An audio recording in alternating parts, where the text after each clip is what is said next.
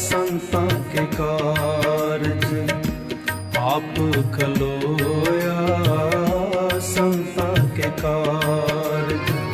हर कम करावण आया राम। श्री वाहिगुरु जी का खालसा, श्री वाहिगुरु जी की फतेह। हुक्म न जाने बहुता रोवे, अंदर धोखा नींद न सोवे। मानसा तहसील ਝੋਰਿਆਂ ਵਾਲੀ ਪਿੰਡ ਦਾ ਇੱਕ ਪ੍ਰੇਮੀ ਭੱਲੂ ਸਿੰਘ ਸੇਮੇ ਪਿੰਡ ਵਾਲੇ ਦਾ ਰਿਸ਼ਤੇਦਾਰ ਸੀ। ਆਪਣੀ ਭੈਣ ਦੇ ਘਰ ਆਇਆ।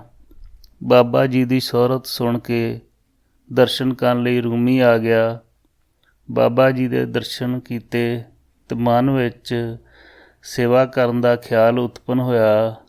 ਝਾੜੂ ਪਾਣੀ ਦੀ ਸੇਵਾ ਕਰਦੇ ਰਹਿਣਾ, ਫਿਰ ਘਰ ਚਲੇ ਜਾਣਾ, ਕੁਝ ਸਮੇਂ ਬਾਅਦ ਫਿਰ ਆ ਜਾਣਾ। ਇੰਜ ਕਰਦੇ ਇੱਕ ਦਿਨ ਬਾਬਾ ਜੀ ਅੱਗੇ ਬੇਨਤੀ ਕਰ ਦਿੱਤੀ, ਮਹਾਰਾਜ ਮੇਰੇ ਉੱਪਰ ਕਿਰਪਾ ਕਰੋ, ਮੈਂ ਗਰੀਬ ਹਾਂ, ਅੰਨ ਪਾਣੀ ਦੀ ਤੋਟ ਰਹਿੰਦੀ ਹੈ। ਬਾਬਾ ਜੀ ਹੱਸ ਕੇ ਕਹਿਣ ਲੱਗੇ, ਬਹੁਤ ਕਾਹਲ ਕਰ ਰਿਹਾ ਹੈ, ਇਸ ਤਰ੍ਹਾਂ ਹੀ ਸਭ ਕੁਝ ਮਿਲ ਜਾਂਦਾ ਹੈ, ਵਕਤ ਨਾਲ ਸਾਰੀ ਚੀਜ਼ ਮਿਲ ਜਾਏਗੀ। ਕੁਝ ਦਿਨ ਇਸੇ ਤਰ੍ਹਾਂ ਹੀ ਲੰਘੇ, ਪਰ ਜਿਸ ਨੂੰ ਭੁੱਖ ਲੱਗੀ ਹੋਵੇ ਉਸਨੇ ਤਾਂ ਰੋਟੀ ਦੀ ਹੀ ਗੱਲ ਕਰਨੀ ਹੈ। ਮਹਾਂਪੁਰਖਾਂ ਤੋਂ ਕੋਈ ਚੀਜ਼ ਲੈਣੀ ਹੋਵੇ ਤੇ ਸਬਰ ਤੇ ਸੰਤੋਖ ਰੱਖਣਾ ਪੈਂਦਾ ਹੈ। ਉਸ ਪ੍ਰੇਮੀ ਨੂੰ ਤਾਂ ਕਾਹਲ ਸੀ, ਮੈਂ ਛੇਤੀ ਕੁਛ ਲੈ ਲਵਾਂ। ਫਿਰ ਪੁੱਛ ਲਿਆ, ਮਹਾਰਾਜ ਬਖਸ਼ੋ। ਬਾਬਾ ਜੀ ਨੇ ਫਿਰ ਦੁਹਰਾਇਆ, ਕਿਉਂ ਇੰਨਾ ਉਤਾਵਲਾ ਹੋ ਰਿਹਾ ਹੈ? ਅਸੀਂ ਤੇਰੇ ਨਾਲੋਂ ਵੀ ਕਾਹਲੇ ਹਾਂ, ਪਰ ਅਜੇ ਸਮਾਂ ਨਹੀਂ ਆਇਆ। ਜਿਸ ਵੇਲੇ ਵਕਤ ਆਇਆ ਆਪੇ ਬੁਲਾ ਲਵਾਂਗੇ। ਗੁਰੂ ਸਾਹਿਬ ਦੱਸਦੇ ਹਨ ਕਿ ਸੇਵਕ ਸੇਵਾ ਕਰੇ ਤੇ ਮੰਗੇ ਕੁਛ ਨਾ, ਤਾਂ ਇਹ ਹੀ ਹੋ ਸਕਦਾ ਹੈ। ਐਸੀ ਸੇਵਕ ਸੇਵਾ ਕਰੇ, ਜਿਸ ਕਾ ਜੀਓ ਤਿਸ ਆਗੇ ਧਰੇ। ਸਾਹਿਬ ਭਾਵੇ ਸੋ ਪ੍ਰਵਾਨ, ਸੋ ਸੇਵਕ ਦਰਗਹਿ ਪਾਵੇ ਮਾਣ। ਜਿੰਨਾ ਚਿਰ ਰਜਾ ਵਿੱਚ ਆ ਕੇ ਸੇਵਾ ਨਾ ਹੋਵੇ, ਸੇਵਾ ਸਫਲ ਨਹੀਂ ਹੁੰਦੀ। ਜੋ ਪ੍ਰਾਣੀ ਹੁਕਮ ਵਿੱਚ ਰਹਿ ਕੇ ਸੇਵਾ ਕਮਾਉਂਦਾ ਹੈ, ਉਸ ਦੀ ਸੇਵਾ ਲੇਖੇ ਲੱਗਦੀ ਹੈ ਤੇ ਪ੍ਰਵਾਨ ਚੜ੍ਹਦੀ ਹੈ। ਗੁਰੂ ਸਾਹਿਬ ਹੁਕਮ ਅੰਦਰ ਰਹਿਣ ਵਾਲੇ ਤੇ ਨਾ ਰਹਿਣ ਵਾਲੇ ਨੂੰ ਕੀ ਮਿਲਦਾ ਹੈ, ਇਉਂ ਫਰਮਾਉਂਦੇ ਹਨ, ਹੁਕਮ ਨਾ ਜਾਣੇ ਬਹੁਤਾ ਰੋਵੇ, ਅੰਦਰ ਧੋਖਾ ਨੀਂਦ ਨਾ ਸੋਵੇ। ਜੇ ਧਨ ਖਸਮੇ ਚਲੇ ਰਜਾਈ, ਦਰ ਘਰ ਸੋਭਾ ਮਹਿਲ ਬੁਲਾਈ। ਨਾਨਕ ਕਰਮੀ ਇਹ ਮਤ ਪਾਈ, ਗੁਰ ਪ੍ਰਸਾਦੀ ਸੱਚ ਸਮਾਈ। ਇਸ ਤਰ੍ਹਾਂ ਉਸ ਪ੍ਰੇਮੀ ਨੇ ਕੁਝ ਦਿਨ ਹੋਰ ਲੰਘਾਏ। ਕਿੱਥੇ ਰਹਿ ਹੁੰਦਾ ਹੈ ਦੁਨੀਆਦਾਰਾਂ ਤੋਂ, ਛੇਤੀ ਝੋਲੀਆਂ ਭਰਨ ਦੀ ਹੁੰਦੀ ਹੈ। ਅੰਦਰੋਂ ਕਲਪਨਾ ਕਰਦਾ ਰਹੇ, ਮੂੰਹ ਵਿੱਚੋਂ ਕੋਈ ਅੱਖਰ ਨਾ ਬੋਲੇ।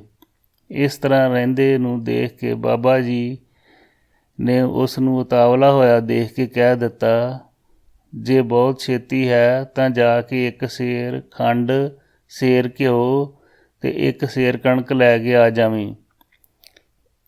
ਉਹ ਇਹ ਸੁਣ ਕੇ ਬੜਾ ਪ੍ਰਸੰਨ ਹੋਇਆ, ਝੱਟ ਹੀ ਭੱਜਾ ਆਇਆ ਇਹ ਸਾਰੀਆਂ ਚੀਜ਼ਾਂ ਲੈਣ।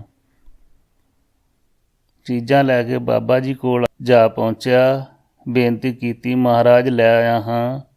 ਬਾਬਾ ਜੀ ਨੇ ਤਿੰਨੇ ਹੀ ਚੀਜ਼ਾਂ ਵੱਲ ਤੱਕਿਆ ਤੇ ਫਿਰ ਉਸ ਨੂੰ ਤਾਕੀਦ ਕਰ ਦਿੱਤੀ, ਇਹ ਸਾਰੀਆਂ ਚੀਜ਼ਾਂ ਘਰ ਲੈ ਜਾ, ਕਣਕ ਭੜੋਲੀ ਵਿੱਚ ਪਾ ਕੇ ਉੱਪਰੋਂ ਬੰਦ ਕਰ ਦੇਣੀ ਹੈ।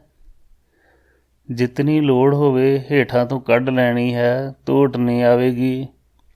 ਘਿਓ ਤੇ ਖੰਡ ਇੱਕ ਅਲਮਾਰੀ ਵਿੱਚ ਰੱਖ ਕੇ ਜਿੰਦਰਾ ਮਾਰ ਦੇਣਾ, ਲੋੜ ਵੇਲੇ ਕੱਢ ਲੈਣੀਆਂ, ਪਰ ਕੱਢਦੇ ਸਮੇਂ ਇਹ ਨਹੀਂ ਦੇਖਣਾ ਕਿ ਕਿੰਨੀਆਂ ਕੁ ਬਾਕੀ ਰਹਿ ਗਈਆਂ ਹਨ।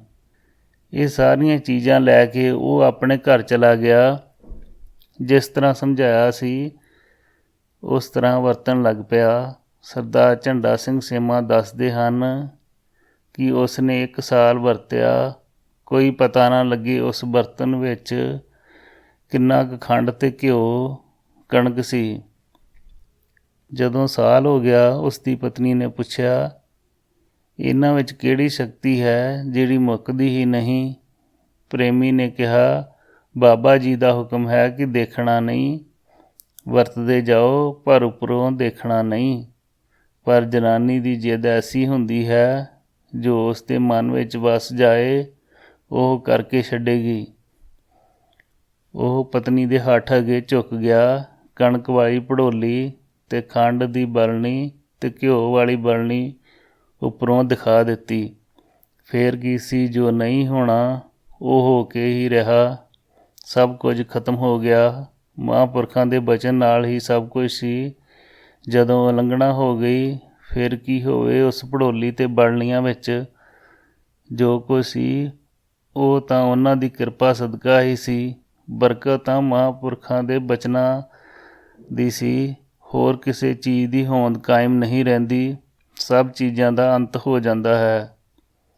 ਸਾਧ ਬਚਨ ਅਟਲਾਦਾ। ਮਹਾਂਪੁਰਖਾਂ ਦਾ ਬਚਨ ਅਟਲ ਹੈ। ਜਿਸ ਦੇ ਪਰਤਾਏ ਬਚਨ ਹੋ ਜਾਏ ਉਹ ਵਸਤੂ ਵੀ ਅਟਲ ਹੋ ਜਾਂਦੀ ਹੈ। ਮਹਾਂਪੁਰਖ ਤਾਂ ਇਸ ਨੂੰ ਪ੍ਰਤੱਖ ਸਮਝਾਉਂਦਾ ਹੈ। ਜੋ ਬਚਨ ਹੋਇਆ ਹੈ ਇਹ ਉਸ ਅੱਗੇ ਸਿਰ ਝੁਕਾ ਦਿੰਦਾ ਹੈ। ਗੁਰਮੁਖ ਤਾਂ ਇਸ ਨੂੰ ਪ੍ਰਤੱਖ ਸਮਝਦਾ ਹੈ। ਜੋ ਬਚਨ ਹੋਇਆ ਇਹ ਉਸ ਅੱਗੇ ਸਿਰ ਝੁਕਾ ਦਿੰਦਾ ਹੈ।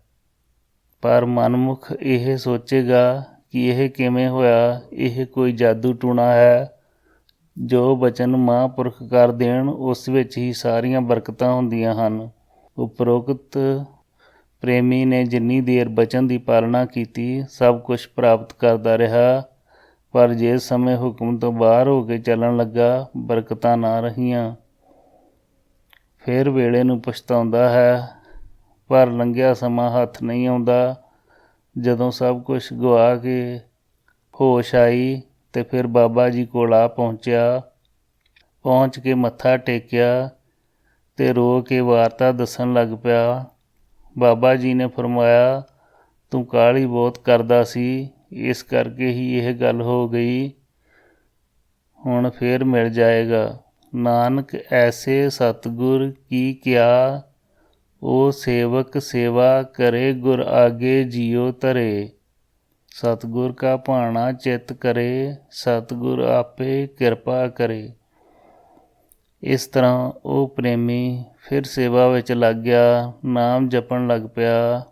ਇੱਕ ਦਿਨ ਉਸ ਦੀ ਪਤਨੀ ਨੇ ਆ ਕੇ ਬਾਬਾ ਜੀ ਪਾਸ ਬੇਨਤੀ ਕੀਤੀ, ਪਾਤਸ਼ਾਹ, ਸਾਡੇ ਕੋਲੋਂ ਭੁੱਲ ਹੋ ਗਈ, ਸਾਨੂੰ ਬਖਸ਼ੋ। ਬਾਬਾ ਜੀ ਹੱਸ ਕੇ ਕਹਿਣ ਲੱਗੇ, ਤੂੰ ਕਾਹਲੀ ਜੋ ਸੀ, ਸੋ ਜਿਹੜੀ ਚੀਜ਼ ਅਸੀਂ ਤੇਰੇ ਪਤੀ ਨੂੰ ਦਿੱਤੀ ਸੀ ਉਹ ਤਾਂ ਮੁੜ ਕੇ ਸਾਡੇ ਕੋਲ ਵੀ ਨਾ ਆਈ।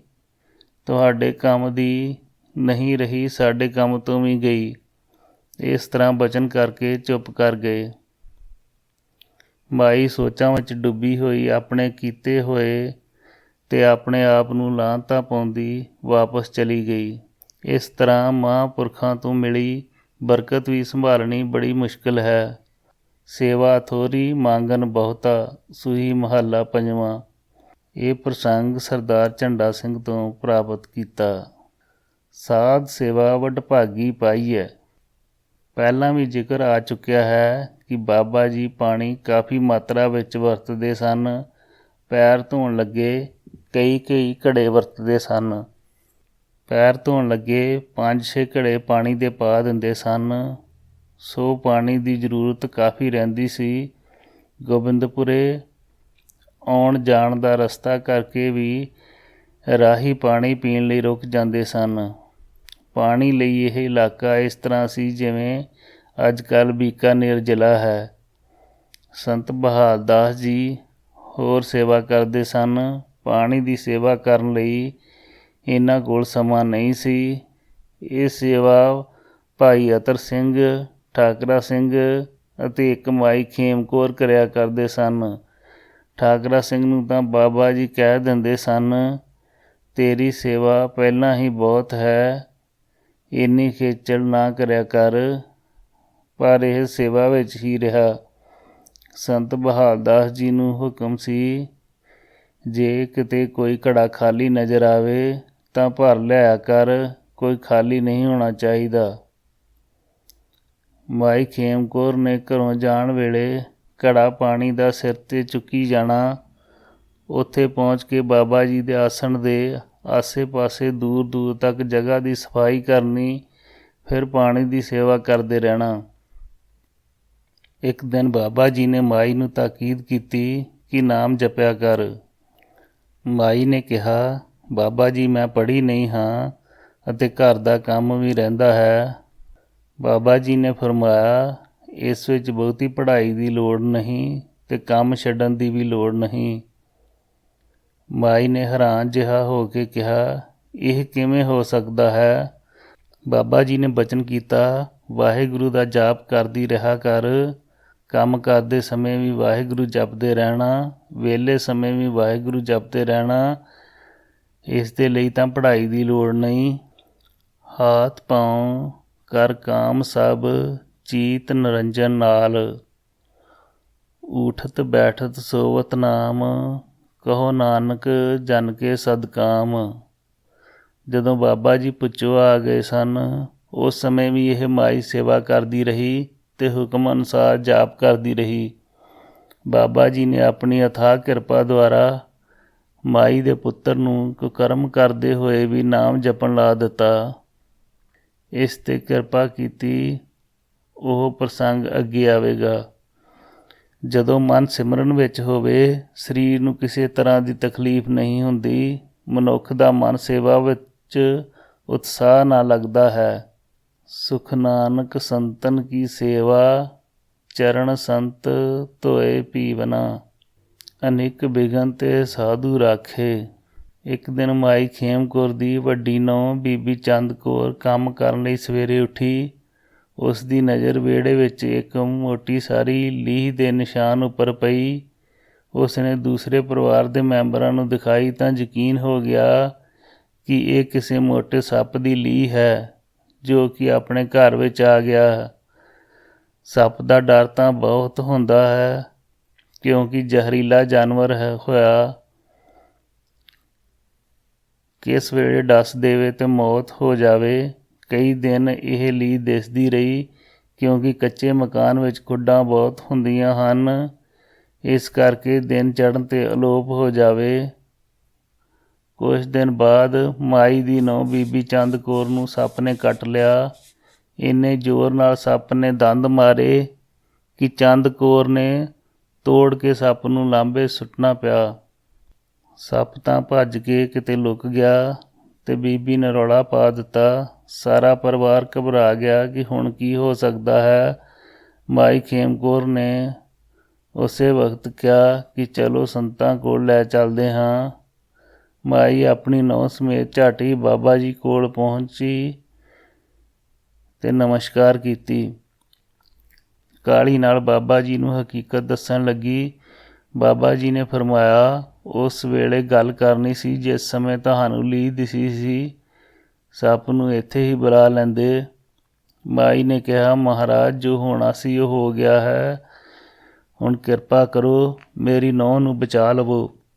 ਮਾਈ, ਇਸ ਨੂੰ ਉਸ ਵੇਲੇ ਹੀ ਆਰਾਮ ਆ ਗਿਆ ਸੀ ਜਿਸ ਸਮੇਂ ਤੁਸੀਂ ਇੱਧਰ ਨੂੰ ਚੱਲ ਪਈਆਂ ਸੀ, ਬਾਬਾ ਜੀ ਨੇ ਫਰਮਾਇਆ।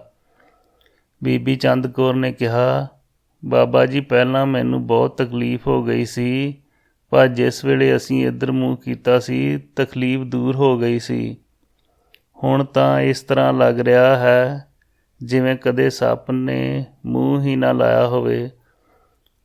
ਹੁਣ ਕਿਰਪਾ ਕਰੋ ਉਹ ਸੱਪ ਵੀ ਸਾਡੇ ਘਰ ਵਿੱਚੋਂ ਚਲਾ ਜਾਵੇ। ਬਾਬਾ ਜੀ ਥੋੜ੍ਹਾ ਜਿਹਾ ਮੁਸਕਰਾ ਕੇ ਕਹਿਣ ਲੱਗੇ, ਇੱਥੇ ਹੀ ਬੁਲਾ ਲੈਂਦੇ ਹਾਂ, ਪਛਾਣ ਲਵੇਂਗੀ ਉਸ ਨੂੰ ਕਿਉਂਕਿ ਤੂੰ ਤੋੜ ਕੇ ਸੁੱਟਿਆ ਹੋਇਆ। ਹਾਂ ਮਹਾਰਾਜ, ਪਛਾਣ ਲਵਾਂਗੀ, ਚੰਦ ਕੌਰ ਨੇ ਕਿਹਾ। ਚੰਗਾ, ਫਿਰ ਆਪਣੀ ਸੱਸ ਨਾਲ ਥੋੜ੍ਹੀ ਦੇਰ ਸੇਵਾ ਵਿੱਚ ਹੱਥ ਵਟਾ ਪਾਣੀ ਭਰ ਲਿਆਓ ਤੇ ਝਾੜੂ ਦਿਓ, ਬਾਬਾ ਜੀ ਨੇ ਹੁਕਮ ਕੀਤਾ। ਉਹ ਸੇਵਾ ਵਿੱਚ ਲੱਗ ਗਈਆਂ। 2 ਘੰਟੇ ਬਾਅਦ ਬਾਬਾ ਜੀ ਨੇ ਆਵਾਜ਼ ਦੇ ਕੇ ਕੋਲ ਬੁਲਾਇਆ ਤੇ ਕਹਿਣ ਲੱਗੇ, ਆਓ ਵੇਖ ਲਓ ਸੱਪ। ਉਹ ਸਾਹਮਣੇ ਖੜਾ ਹੈ, ਹੱਥ ਦਾ ਇਸ਼ਾਰਾ ਕਰਕੇ। ਮਾਈ ਤੇ ਉਸ ਦੀ ਨੂੰਹ ਨੇ ਜਦੋਂ ਸੱਪ ਵੱਲ ਦੇਖਿਆ ਤਾਂ ਕਹਿਣ ਲੱਗੀਆਂ, ਹਾਂ ਮਹਾਰਾਜ, ਉਹੀ ਹੈ। ਫਿਰ ਬਾਬਾ ਜੀ ਨੇ ਬਚਨ ਕੀਤਾ, ਹੁਣ ਇਹ ਤੁਹਾਡੇ ਘਰ ਨਹੀਂ ਜਾਏਗਾ। ਇਸ ਤੋਂ ਬਾਅਦ ਉਹਨਾਂ ਦੇ ਘਰ ਕੋਈ ਵਿਘਨ ਨਾ ਪਿਆ ਤੇ ਇਹ ਦੇਖ ਕੇ ਸਾਰੇ ਪਰਿਵਾਰ ਦੀ ਸ਼ਰਧਾ ਵੱਧ ਗਈ ਤੇ ਸੇਵਾ ਵਿੱਚ ਜੁਟ ਗਿਆ। ਵਿਘਨ ਵਿਨਾਸ਼ਨ ਸਭ ਦੁਖ ਨਾਸ਼ਨ, ਸਤਿਗੁਰ ਨਾਮ ਦ੍ਰਿੜਾਇਆ। ਉਪਰੋਕਤ ਕਥਾ ਸਰਦਾਰ ਝੰਡਾ ਸਿੰਘ ਤੋਂ ਸੁਣੀ। ਦੋਹਾਂ ਸਿਰਿਆਂ ਕਾ ਆਪ ਸੁਆਮੀ, ਖੇਲੇ ਵਿਕਸੇ ਅੰਤਰਜਾਮੀ। ਭਾਈ ਅਤਰ ਸਿੰਘ ਜਿਵੇਂ ਪਿੱਛੇ ਦੱਸਿਆ ਹੈ, ਬਾਬਾ ਜੀ ਦੀ ਸੇਵਾ ਕਰਨ ਆ ਜਾਇਆ ਕਰਦਾ ਸੀ। ਕਦੇ ਕਦੇ ਬਹਾਲ ਦਾਸ ਜੀ ਦੀ ਮਦਦ ਕਰਨ ਲੱਗ ਜਾਂਦਾ, ਕਦੇ ਪਾਣੀ ਦੀ ਸੇਵਾ ਕਰਦਾ, ਕਦੇ ਬਾਬਾ ਜੀ ਨੂੰ ਇਸ਼ਨਾਨ ਕਰਾਉਂਦਾ। ਉਸ ਪ੍ਰੇਮੀ ਦੇ 2 ਲੜਕੇ ਤੇ 1 ਲੜਕੀ ਸੀ। ਉਸ ਦੇ ਵੱਡੇ ਲੜਕੇ ਦਾ ਨਾਮ ਕਾਕੜ ਸਿੰਘ ਤੇ ਛੋਟੇ ਦਾ ਨਾਮ ਗੁਰਦਿੱਤ ਸਿੰਘ ਸੀ। ਗੁਰਦਿੱਤ ਸਿੰਘ ਦੀ ਉਮਰ 12 ਕੁ ਸਾਲ ਦੀ ਸੀ। ਜਿਸ ਤਰ੍ਹਾਂ ਬਹਾਲ ਦਾਸ ਜੀ ਪਹਿਲਾਂ ਪਸ਼ੂ ਚਾਰਨ ਇੱਥੇ ਆਉਂਦੇ ਸਨ, ਉਸੇ ਹੀ ਤਰ੍ਹਾਂ ਗੁਰਦਿੱਤ ਸਿੰਘ ਵੀ ਪਸ਼ੂ ਚਾਰਦਾ ਸੀ। ਉਸਨੇ ਬਾਬਾ ਜੀ ਦੇ ਨੇੜੇ ਆ ਕੇ ਨਮਸਕਾਰ ਕੀਤੀ। ਬਾਬਾ ਜੀ ਨੇ ਇਸ ਨੂੰ ਬਾਦਸ਼ਾਹ ਕਹਿ ਕੇ ਬੁਲਾਇਆ। ਗੁਰਦਿੱਤ ਸਿੰਘ ਨੇ ਆਪਣੇ ਪਿਤਾ ਜੀ ਕੋਲ ਗੱਲ ਕਰ ਦਿੱਤੀ ਕਿ ਬਾਬਾ ਜੀ ਮੈਨੂੰ ਬਾਦਸ਼ਾਹ ਕਹਿੰਦੇ ਹਨ। ਅਤਰ ਸਿੰਘ ਜਦੋਂ ਸੇਵਾ ਵਿੱਚ ਗਿਆ ਤਾਂ ਕਹਿਣ ਲੱਗਾ, ਪਾਤਸ਼ਾਹ ਗੁਰਦਿੱਤ ਸਿੰਘ ਨੂੰ ਬਾਦਸ਼ਾਹ ਕਿਉਂ ਕਹਿੰਦੇ ਹੋ? ਅਸੀਂ ਤਾਂ ਸੇਵਾਦਾਰ ਹਾਂ। ਬਾਬਾ ਜੀ ਹੱਸ ਕੇ ਕਹਿਣ ਲੱਗੇ, ਭਲਿਆ ਲੋਕਾ, ਇਹ ਪਿਛਲੇ ਜਨਮ ਵਿੱਚ ਬਾਦਸ਼ਾਹ ਸੀ। ਜੇ ਦੇਖਣਾ ਚਾਹੁੰਦਾ ਹੈ ਤਾਂ ਦਿਖਾਈਏ। ਅਤਰ ਸਿੰਘ ਇਹ ਸੁਣ ਕੇ ਚੁੱਪ ਕਰ ਗਿਆ। ਕਈ ਦਿਨਾਂ ਬਾਅਦ ਗੁਰਦਿੱਤ ਸਿੰਘ ਫੇਰ ਪਸ਼ੂ ਚਾਰਨ ਆ ਗਿਆ। ਬਾਬਾ ਜੀ ਕੋਲ ਬੁਲਾ ਕੇ ਕਹਿਣ ਲੱਗੇ, ਬਾਦਸ਼ਾਹ, ਆ ਤੈਨੂੰ ਤੇਰੀ ਪ੍ਰਜਾ ਦਿਖਾਈਏ। ਬੱਚੇ ਨੂੰ ਕੌਤਕ ਦੇਖਣ ਦਾ ਚਾਅ ਹੁੰਦਾ ਹੈ। ਉਹ ਛੇਤੀ ਨਾਲ ਕੋਲ ਆ ਗਿਆ ਤੇ ਕਹਿਣ ਲੱਗਾ, ਦਿਖਾ ਦਿਓ। ਬਾਬਾ ਜੀ ਨੇ ਇੱਕ ਲਕੀਰ ਖਿੱਚ ਦਿੱਤੀ ਤੇ ਹੁਕਮ ਕੀਤਾ, ਇਸ ਉੱਪਰ ਬਹਿ ਜਾ। ਉਹ ਬੈਠ ਗਿਆ।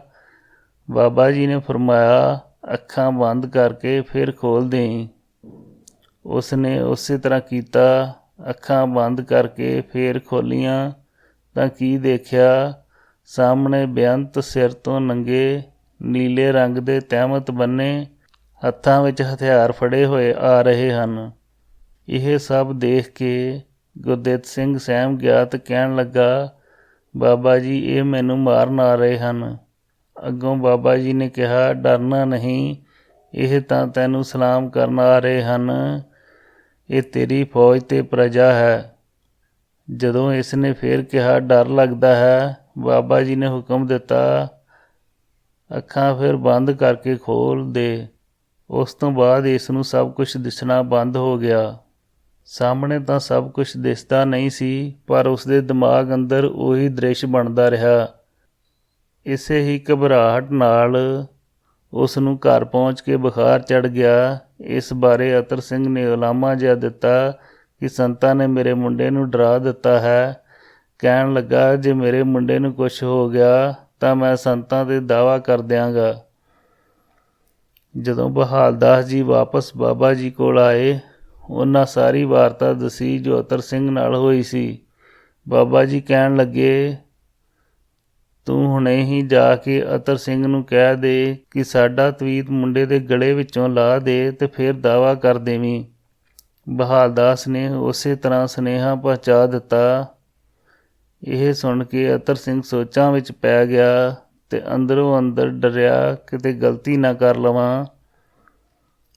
ਜਿਸ ਵੇਲੇ ਬਹਾਲ ਦਾਸ ਜੀ ਨੇ ਅਤਰ ਸਿੰਘ ਦੀ ਚਿੰਤਾ ਦੀ ਬਾਬਾ ਜੀ ਨੂੰ ਖਬਰ ਦਿੱਤੀ ਤਾਂ ਬਾਬਾ ਜੀ ਨੇ ਫਿਰ ਬਹਾਲ ਦਾਸ ਜੀ ਨੂੰ ਹੁਕਮ ਦਿੱਤਾ, ਇਹ ਮਿੱਟੀ ਵਿੱਚੋਂ ਜਲ ਲੈ ਕੇ ਉਸ ਮੁੰਡੇ ਨੂੰ ਦੇ ਆਵੀਂ, ਠੀਕ ਹੋ ਜਾਏਗਾ ਤੇ ਅਤਰ ਸਿੰਘ ਹੁਣ ਦਾਅਵਾ ਨਹੀਂ ਕਰਦਾ। ਬਹਾਲ ਦਾਸ ਜੀ ਜਲ ਲੈ ਕੇ ਘਰ ਪਹੁੰਚ ਗਏ। ਗੁਰਦਿੱਤ ਸਿੰਘ ਨੂੰ ਜਲ ਦਿੱਤਾ, ਉਹ ਠੀਕ ਹੋ ਗਿਆ। ਇਹ ਸਭ ਦੇਖ ਅਤਰ ਸਿੰਘ ਹੈਰਾਨ ਹੋ ਗਿਆ ਅਤੇ ਆਪਣੇ ਕੀਤੇ ਉੱਪਰ ਪਛਚਾਤਾਪ ਕਰਨ ਲੱਗਾ। ਉਸ ਸਮੇਂ ਮਾਫ਼ੀ ਮੰਗਣ ਲਈ ਅੰਦਰੋਂ ਪ੍ਰੇਰਨਾ ਹੋਈ। ਬਾਬਾ ਜੀ ਅੱਗੋਂ ਹੱਸ ਕੇ ਕਹਿਣ ਲੱਗੇ, ਤੂੰ ਤਾਂ ਦਾਅਵਾ ਕਰਨ ਜਾ ਰਿਹਾ ਸੀ। ਅਤਰ ਸਿੰਘ ਸ਼ਰਮਿੰਦਾ ਜਿਹਾ ਹੋ ਕੇ ਖੜਾ ਰਿਹਾ ਤੇ ਫਿਰ ਮਾਫੀ ਦੀ ਅਰਜ਼ ਕੀਤੀ ਤੇ ਕਹਿਣ ਲੱਗਾ, ਮਹਾਰਾਜ, ਉਸ ਤਵੀਤ ਦੀ ਮੈਨੂੰ ਸਮਝ ਨਹੀਂ ਆਈ, ਕਿਹੜਾ ਸੀ? ਬਾਬਾ ਜੀ ਨੇ ਬਚਨ ਕੀਤਾ, ਉਹ ਸਾਡਾ ਦਰਗਾਹੀ ਪਹਿਰਾ ਜੋ ਲੱਗਾ ਹੋਇਆ ਹੈ, ਉਹੀ ਸਾਡਾ ਤਵੀਤ ਹੈ। ਅਤਰ ਸਿੰਘ ਨੇ ਕਿਹਾ, ਪਾਤਸ਼ਾਹ, ਉਹ ਨਹੀਂ ਮੋੜਨਾ, ਮੇਰੇ ਕੋਲੋਂ ਭੁੱਲ ਹੋ ਗਈ ਹੈ। ਬਾਬਾ ਜੀ ਮੁਸਕਰਾ ਕੇ ਕਹਿਣ ਲੱਗੇ, ਚੰਗਾ, ਫਿਰ ਸੁੱਧ ਹੈ। ਸਾਡੀ ਤੇਰੇ ਨਾਲ ਕੋਈ ਨਾਰਾਜ਼ਗੀ ਨਹੀਂ। ਅਸੀਂ ਸਿਰਫ ਤੈਨੂੰ ਅਹਿਸਾਸ ਕਰਵਾਇਆ ਹੈ ਕਿ ਤੇਰਾ ਸਾਡਾ ਕੀ ਸਬੰਧ ਹੈ। ਜਾ ਸੇਵਾ ਕਰ। ਇਸ ਤੋਂ ਉਪਰੰਤ ਅਤਰ ਸਿੰਘ ਸੇਵਾ ਕਰਦਾ ਰਿਹਾ। ਇਹ ਬਚਨ ਵੱਡਾ ਝੰਡਾ ਸਿੰਘ ਸੇਮਾ ਤੋਂ ਮਿਲਿਆ। ਸੰਤ ਸਰਣ ਸੰਤ ਟਹਿਲ ਕਰੀ, ਸੰਤ ਸਰਣੀ ਸੰਤ ਟਹਿਲ ਕਰੀ, ਧੰਦ ਬੰਦ ਅਰ ਸਗਲ ਜੰਜਾਰੋ, ਅਵਰ ਕਾਜ ਤੇ ਛੂਟ ਭਰੀ। ਬਹਾਲਦਾਸ ਜੀ ਬਾਬਾ ਜੀ ਦੀ ਸੇਵਾ ਵਿੱਚ ਮਗਨ ਹਨ। ਕਿਸੇ ਹੋਰ ਪ੍ਰਾਣੀ ਨਾਲ ਗੱਲ ਨਹੀਂ ਕਰਨੀ, ਕਿਸੇ ਕੋਲ ਖੜਨਾ ਬੈਠਣਾ ਨਹੀਂ। ਸਭ ਦੀ ਸੰਗਤ ਤਿਆਗ ਕੇ ਇੱਕੋ ਹੀ ਲਿਵ ਲੱਗੀ ਹੋਈ ਹੈ। ਜਨ ਕੀ ਟਹਿਲ ਸੰਭਾਖਨ, ਜਨ ਸਿਉ ਉਠਨ ਬੈਠਨ, ਜਨ ਕੇ ਸੰਗਾ। ਇਸ ਅਵਸਥਾ ਵਿੱਚ ਰਹਿ ਕੇ ਸੇਵਾ ਕਰ ਰਹੇ ਹਨ ਕਿ ਲੋਕ ਦੇਖ ਕੇ ਹੈਰਾਨ ਹੋ ਗਏ ਹਨ। ਤਰ੍ਹਾਂ ਤਰ੍ਹਾਂ ਦੀਆਂ ਵਿਚਾਰਾਂ ਕਰਦੇ ਹਨ ਇਕੱਠੇ ਬੈਠ ਕੇ, ਪਰ ਅਸਲੀਅਤ ਨੂੰ ਸਮਝਣ ਵਾਲੇ ਤਾਂ ਮੁੱਢ ਤੋਂ ਹੀ ਘੱਟ ਪੁਰਸ਼ ਹਨ। ਦੁਨੀਆਦਾਰਾਂ ਨੇ ਤਾਂ ਆਪਣੀ ਆਪਣੀ ਬੁੱਧੀ ਮੁਤਾਬਕ ਹੀ ਅਨੁਮਾਨ ਲਾਏ। ਤਾਂ ਕਬੀਰ ਸਿੰਘ ਜੀ ਨੇ ਕਥਨ ਕੀਤਾ, ਲੋਗ ਕਹੇ ਕਬੀਰ ਬਹੁਰਾਨਾ, ਕਬੀਰ ਕਾ ਮਰਮ ਰਾਮ ਪਹਿਚਾਨਾ। ਕਈਆਂ ਨੇ ਬਹਾਲਦਾਸ ਜੀ ਦੇ ਨੇੜੇ ਹੋ ਕੇ ਗੱਲ ਕਰਨ ਦੀ ਕੋਸ਼ਿਸ਼ ਕਰਨੀ, ਪਰ ਆਪ ਨੇ ਪਹਿਲਾਂ ਤਾਂ ਨੇੜੇ ਹੋਣਾ ਹੀ ਨਹੀਂ। ਜੇ ਨੇੜੇ ਹੋ ਵੀ ਗਏ ਤਾਂ ਗੱਲ ਅਣਸੁਣੀ ਕਰ ਦੇਣੀ, ਕਿਉਂਕਿ ਬਾਬਾ ਜੀ ਦੀ ਤਾਕੀਦ ਸੀ ਕਿ ਬਹਾਲਦਾਸ ਦੁਨੀਆ ਤੋਂ ਬਚ ਕੇ ਰਹਿਣਾ ਹੈ। ਇੱਕ ਦਿਨ ਸੇਮਾ ਪਿੰਡ ਦਾ ਅਧਖੜ ਉਮਰ ਦਾ ਮਨੁੱਖ ਬਹਾਲਦਾਸ ਜੀ ਨੂੰ ਕਹਿਣ ਲੱਗਾ, ਬਹਾਲਦਾਸ, ਮੈਨੂੰ ਪਤਾ ਲੱਗਾ ਹੈ ਕਿ ਜਿਨ੍ਹਾਂ ਸੰਤਾਂ ਕੋਲ ਤੂੰ ਜਾਂਦਾ ਹੈ ਉਹਨਾਂ ਕੋਲ ਰੁਪਏ ਬਹੁਤ ਹਨ। ਜਦੋਂ ਦਿਲ ਕਰੇ ਰੁਪਏ ਬਣਾ ਦਿੰਦੇ ਹਨ। ਉਹ ਰਹਿੰਦੇ ਉਜਾੜ ਵਿੱਚ ਹਨ। ਜੋ ਕਦੇ ਰਾਤ ਨੂੰ ਡਾਕੂਆਂ ਨੇ ਉਸ ਨੂੰ ਪੈਸੇ ਲੈਣ ਬਦਲੇ ਮਾਰ ਦਿੱਤਾ ਤਾਂ ਪੁਲਿਸ ਮੁਕੱਦਮਾ ਤੇਰੇ 'ਤੇ ਦਰਜ ਕਰੇਗੀ। ਤੂੰ ਉੱਥੇ ਨਾ ਜਾਇਆ ਕਰ। ਇਸ ਤਰ੍ਹਾਂ ਉਹ ਕਈ ਦਿਨ ਕਹਿੰਦਾ ਰਿਹਾ। ਇੱਕ ਦਿਨ ਬਾਬਾ ਜੀ ਨੇ ਬਹਾਲਦਾਸ ਜੀ ਨੂੰ ਅੱਧੀ ਰਾਤ ਨੂੰ ਆਉਣ ਲਈ ਹੁਕਮ ਦਿੱਤਾ। ਜਿਸ ਵੇਲੇ ਬਹਾਲਦਾਸ ਜੀ ਅੱਧੀ ਰਾਤ ਨੂੰ ਆਏ ਤਾਂ ਬਾਬਾ ਜੀ ਦੇ ਸਰੀਰ ਦੇ ਅੰਗ ਅੱਡੋ ਅੱਡ ਦੇਖ ਕੇ ਡਰ ਗਏ। ਉਸ ਦਿਨ ਉਹ ਰਸਤੇ ਵਿੱਚ ਮਿਲੇ ਉਸ ਪੁਰਸ਼ ਦੀ ਗੱਲ ਸਾਹਮਣੇ ਆ ਗਈ। ਡਰ ਕੇ ਪਿੱਛੇ ਮੁੜ ਪਏ। ਜਦੋਂ ਬਾਅਦ ਵਿੱਚ ਡੇਰੇ ਪਹੁੰਚੇ ਤਾਂ ਬਾਬਾ ਜੀ ਨੇ ਆਵਾਜ਼ ਦਿੱਤੀ, ਇੰਨਾ ਸਮਾਂ ਲਾ ਦਿੱਤਾ, ਤੂੰ ਆਉਣਾ ਤਾਂ ਪਹਿਲਾਂ ਸੀ। ਬਹਾਲਦਾਸ ਨੇ ਨੇੜੇ ਪਹੁੰਚ ਕੇ ਸਾਰੀ ਹਕੀਕਤ ਦੱਸੀ। ਬਾਬਾ ਜੀ ਨੇ ਬਚਨ ਕੀਤਾ ਕਿ ਤੂੰ ਜਦੋਂ ਇਹ ਸਭ ਕੁਝ ਦੇਖਿਆ ਉਸ ਵੇਲੇ ਸ਼ਬਦ ਦਾ ਜਾਪ ਨਹੀਂ ਕਰਦਾ ਸੀ। ਬਹਾਲਦਾਸ ਜੀ ਨੇ ਕਿਹਾ, ਨਹੀਂ ਪਾਤਸ਼ਾਹ, ਮੈਂ ਸਭ ਕੁਝ ਭੁੱਲ ਗਿਆ ਸੀ। ਬਾਬਾ ਜੀ ਨੇ ਸਮਝਾਇਆ ਕਿ ਜਦੋਂ ਜਾਪ ਨਾ ਕਰੀਏ ਉਸ ਸਮੇਂ ਹੀ ਇਹ ਸਭ ਕੁਝ ਦਿਸਦਾ ਹੈ, ਸੋ ਸਿਮਰਨ ਨਹੀਂ ਛੱਡਣਾ। ਇਹ ਤੇਰੀ ਇੱਕ ਪਰਖ ਸੀ, ਕਿਉਂ ਜੋ ਤੂੰ ਨਾਮ ਵਿਸਾਰ ਦਿੱਤਾ ਸੀ। ਜੇ ਕੋਈ ਚਾਹੀਦਾ ਹੈ ਤਾਂ ਸਿਮਰਨ ਨਹੀਂ ਭੁੱਲਣਾ। ਇਹ ਬਚਨ ਸੁਣਿਆ ਸੰਤ ਬਹਾਲਦਾਸ ਜੀ ਪਾਸੋਂ ਭਾਈ ਰਤਨ ਸਿੰਘ ਜੀ ਡਰੋਲੀ ਵਾਲੇ ਪ੍ਰੇਮੀ ਨੇ। ਜੋ ਜੋ ਚਿਤਵੇ ਸਾਧ ਜਨ ਸੋ ਲੇਤਾ ਮਾਨ। ਇੱਕ ਵਾਰ ਬਾਬਾ ਜੀ ਬਹਾਲਦਾਸ ਜੀ ਨੂੰ ਭੂਤਕਾਲ ਦੀਆਂ ਵਾਰਤਾ ਸੁਣਾ ਰਹੇ ਸਨ। ਬਾਬਾ ਜੀ ਕਹਿਣ ਲੱਗੇ, ਇੱਕ ਪ੍ਰੇਮੀ ਸਾਡੇ ਕੋਲ ਸੇਵਾ ਕਰਦਾ ਹੁੰਦਾ ਸੀ। ਇੱਕ ਦਿਨ ਉਸਨੇ ਕਿਹਾ, ਬਾਬਾ ਜੀ ਨਰਸਿੰਘ ਅਵਤਾਰ ਦੇ ਦਰਸ਼ਨ ਕਰਾਓ। ਅਸੀਂ ਉਸ ਨੂੰ ਕਿਹਾ ਕਿ ਡਰ ਜਾਵੇਗਾ। ਉਸਨੇ ਕਿਹਾ, ਨਹੀਂ ਜੀ, ਅਸੀਂ ਕਿਹਾ ਚੰਗਾ ਫਿਰ ਦੇਖ ਲੈ।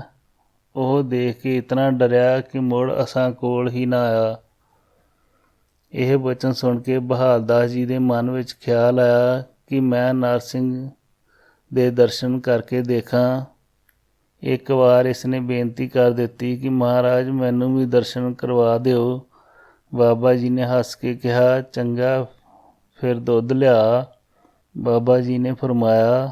ਦੁੱਧ ਛਕ ਕੇ ਕਹਿਣ ਲੱਗੇ ਉਹ ਸਾਹਮਣੇ ਜੰਡ ਦੇ ਉੱਪਰ ਚੜ੍ਹ ਜਾ, ਡਰਨਾ ਨਹੀਂ।